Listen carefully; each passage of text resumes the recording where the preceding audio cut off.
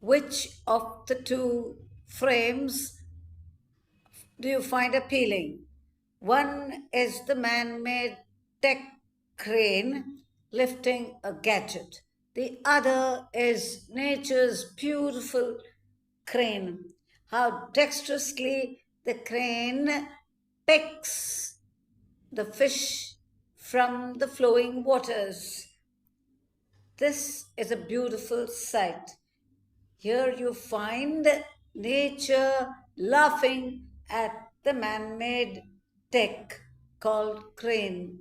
It's lifting again some gadget which is going to pull us into the whirlpool of technology, and from whence we cannot pull ourselves out to a more eco friendly atmosphere.